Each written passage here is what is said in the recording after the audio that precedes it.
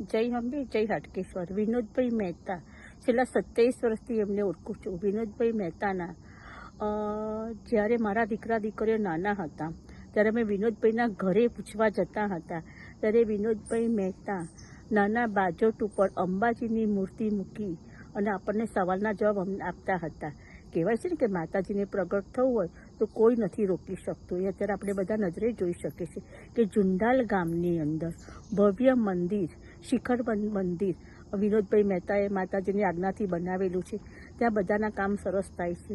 કહેવાય છે ને જેસી જ્યારી ભાવના વૈસે ફળ પાવે. આપણે સારી ભાવના લઈને જઈએ છીએ તો વિનોદભાઈ મહેતાના ત્યાંથી દરેકના કામ સરસ રીતે થયા છે અને થાય છે. વિનોદભાઈ મહેતા પૈસો નથી લેતા, તમને અંધશ્રદ્ધામાં નથી નાખતા, દોરા ધાગા કશું નથી કહેતા. તમારી સ્કોર જઈને તમારે જ નિયમ કરવાનો, એનાથી બધાના કામ સરસ રીતે થાય છે.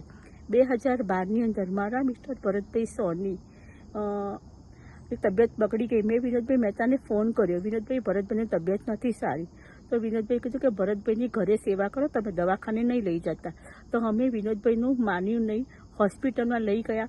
15 થી 20 લાખ રૂપિયા થઈ ગયા. મારા મિસ્ટર એક્સપાયર થઈ ગયા અને મારા દીકરાને 22 વર્ષ પહેલાં અમારે ઘરમાં થોડો પ્રોબ્લેમ થયો. મારા દીકરાને માટે જતો રહ્યો ઘર છોડીને. વિનોદભાઈને કીધું, વિનોદભાઈ કે રાતે 9 વાગે આવી જશે. મારો દીકરો 9 વાગે આવી ગયો. છેલ્લા 12 વર્ષથી હું અમેરિકાની અંદર રહું છું. અમેરિકાની અંદર મારે કંઈ જોબની અંદર પ્રશ્ન ઊભા થાય, મારી તબિયત નહીં સારી હોય તો વિનોદભાઈ મહેતાને રાતે 12 વાગે બી ફોન કરે તો વિનોદભાઈ મહેતા તરત આપણે જવાબ આપે છે. દેશ પરદેશના પણ બધાના કામ થાય છે. મારો દીકરીનો દીકરો આજે 27 વર્ષનો છે, એને પણ કેનેડા જવું હતું.